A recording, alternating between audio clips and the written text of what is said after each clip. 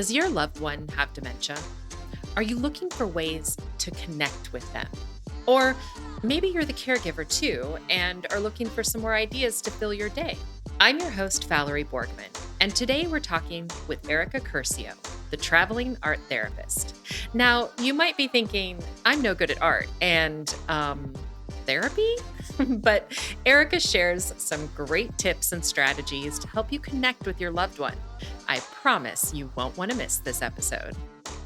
Like when I start meeting with someone, I'm in the back of my mind is going like, okay, what art supply is going to work for this person? How am I going to get this person connected? How can we try something different next time? Like what's going to work and like what are the steps to get me there?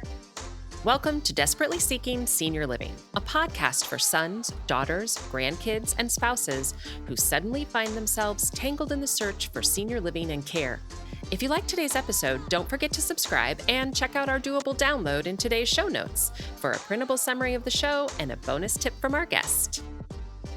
You're listening to our doable tips, short answers to your questions. Don't see your question listed? Send us a note. Then don't forget to subscribe so you never miss an answer. I'm really curious, what is the one question or concern that families have that you work with? I think that's like the big thing. It's like, how do you do it? What is the magic of Erica? And I didn't learn in school how to talk to someone living with dementia. I learned that on the job. And I learned that by working in several assisted livings in various positions and forcing myself to understand their reality, to have a better understanding of like how I can make an impact on somebody's life.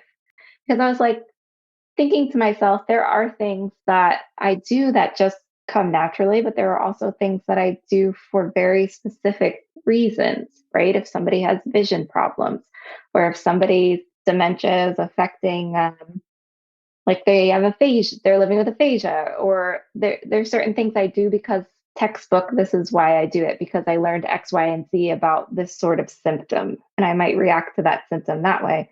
But then what I've been learning is there is also this essence of Erica that's infused in that I can't teach because we all come from this different background. I've seen people make really great strides and do art with their loved ones, but then there's also people that I can't connect with, and I have to be okay with that.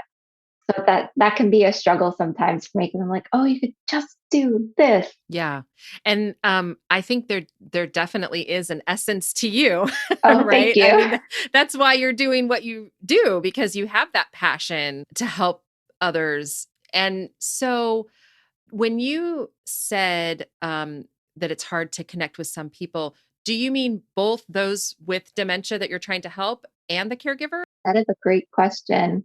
I meant it as the caregiver, but yeah, when you phrase it that way, there are people that are in certain stages or areas of the disease where it's really, really difficult to connect with them.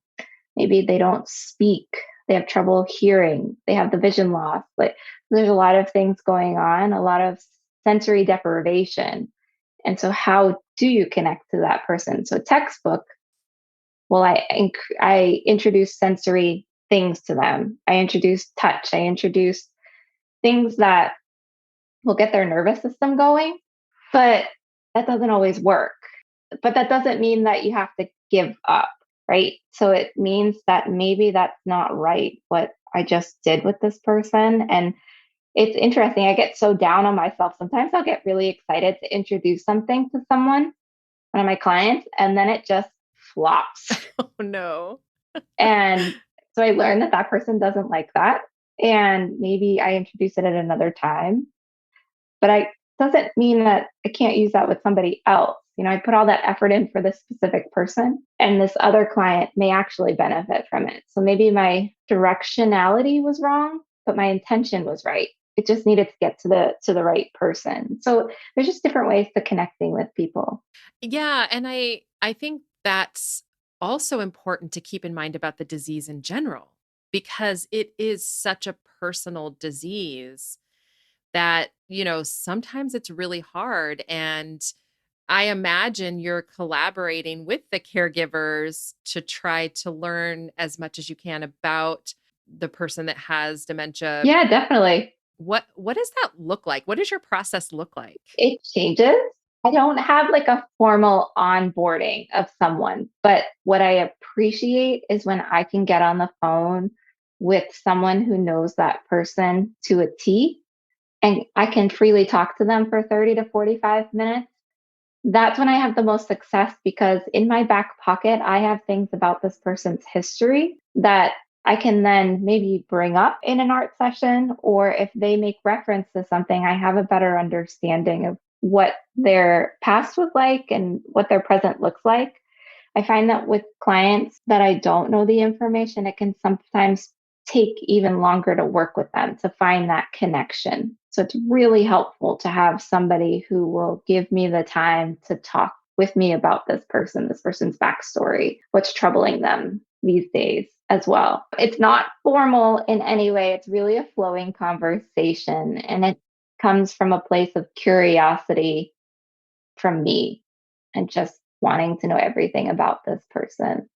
And also, if it's a care manager that reaches out to me, or if it's a family member, they want to tell me this information. They want to tell me what the struggles are because they reach out to me for help and they want me to connect with this person. Yeah, absolutely. And I think it's really hard too for a lot of families, and I'm sure you've experienced this too. They really don't know what to do. Like they're really at a loss. Obviously, when you're working with someone who has dementia and you're the caregiver, you're used to communicating with them in a certain way. Yeah, You're used to communicating with your mom when she was, your mom fully and able to have that conversation with you or with your spouse. And I actually just had a client the other day who is, she's caring for her partner who has dementia. And she was like, I don't know what I'm doing. I don't know what dementia, how I'm supposed to operate and what I'm supposed to do and, or even what I'm supposed to expect. And it's so hard because you just do what you can with the tools that you have. So, do you have a favorite story of a family that you've been able to help with helping both the person with dementia and the caregiver? yeah. Or maybe not a favorite one, but an example, because they're all your favorites. They are all my favorites. There we go. Like when I start meeting with someone, I in the back of my mind is going like, okay, what art supply is going to work for this person? How am I going to get this person connected? How can we try something different next time? Like what's going to work and like what are the steps to get me there? I find that a lot of people living with dementia are open to drawing, which seems crazy.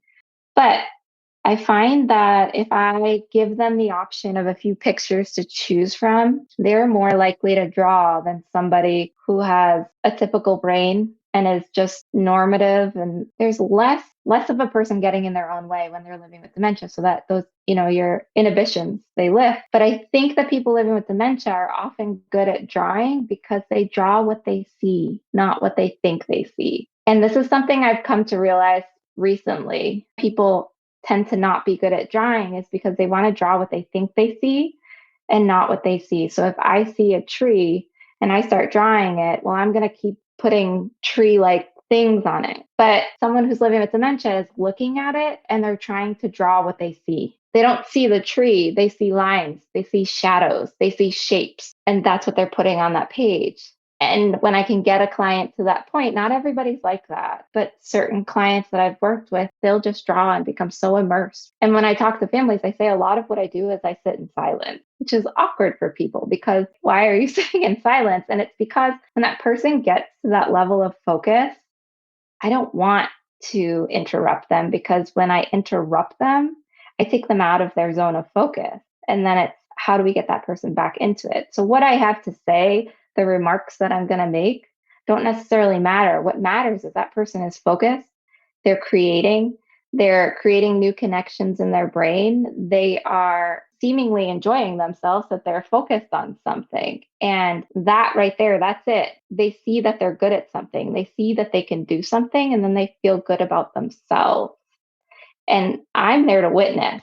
I'm also there to support, but I'm there to witness this for them. So, So that's actually a tip that you give families, just sit in silence once you've started. Yeah. I can imagine how hard that Yeah, would be. because as humans, we're taught to speak. And that skill that I learned is textbook, but also the essence of Erica, but also being a therapist, because therapists have to learn to sit in silence.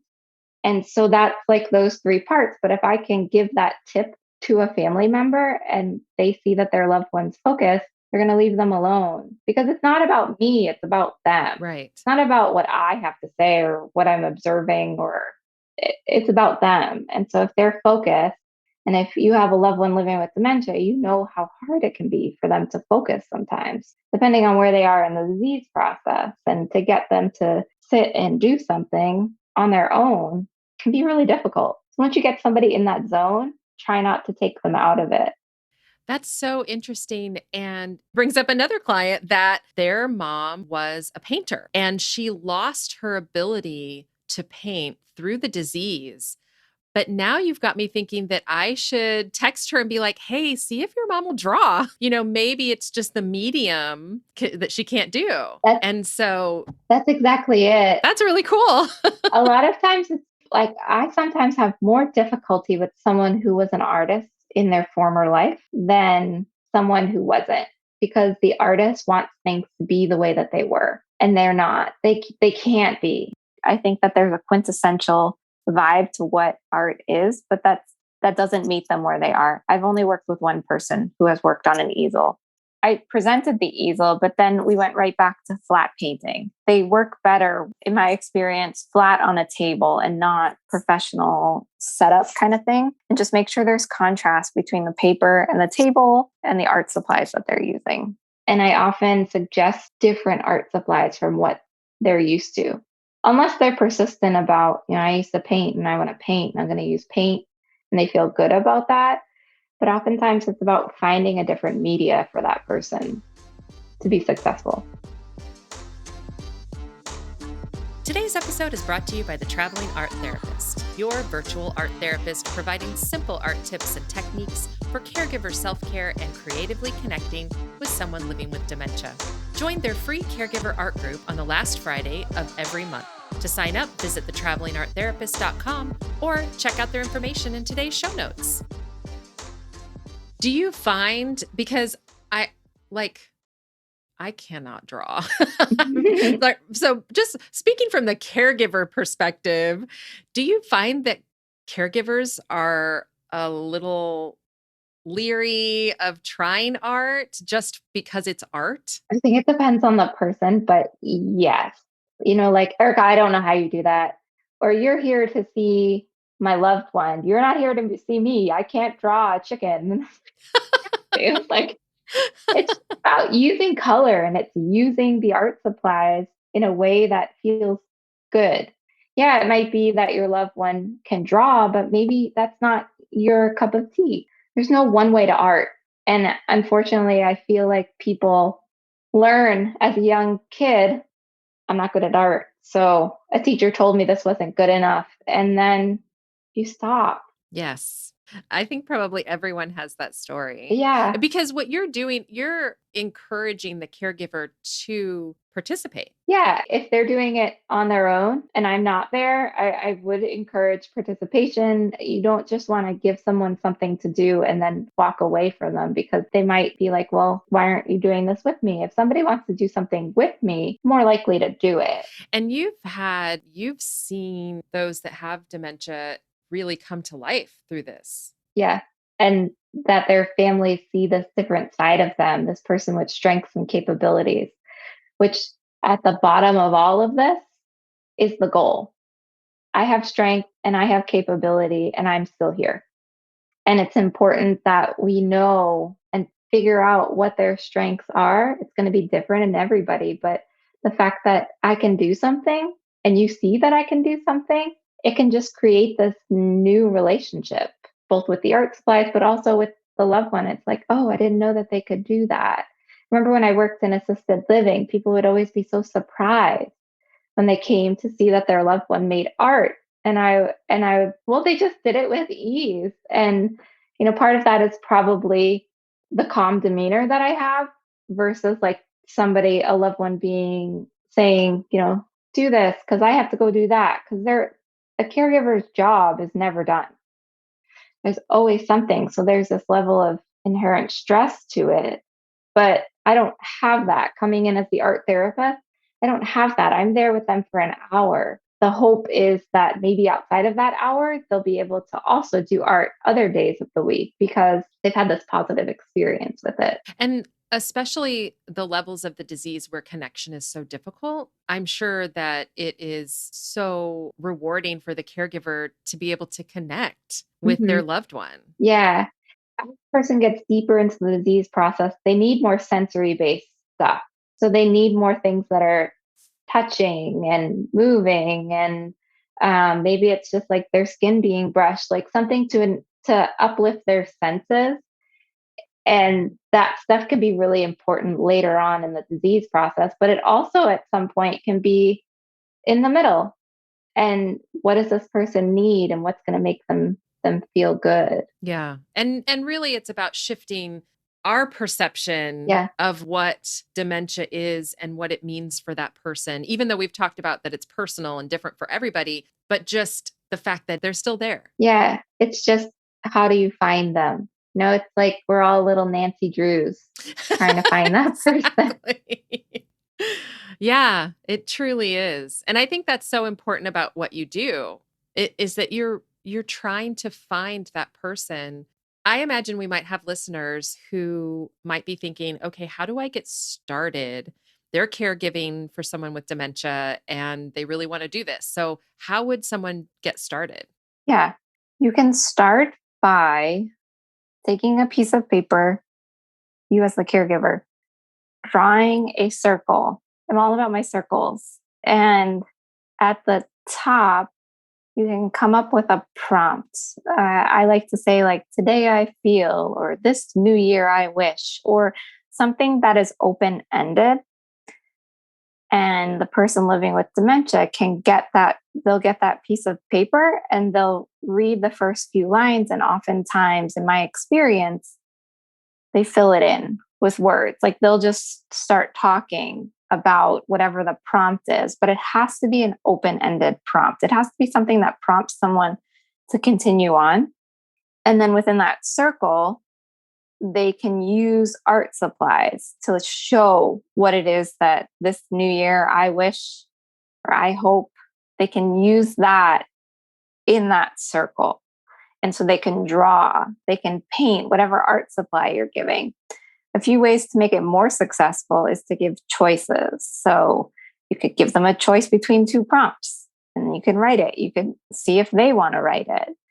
You can give them a choice between two different art supplies. And then when they make that final decision, you take the other supply out of the equation and you just have them use just one art supply. And this is very open ended. So it can look like whatever it's going to look like. And as the person who is creating, they're going to do whatever they want to do in that space. And the person who's not creating in that art needs to make sure they don't judge it, that they don't ask, what is that?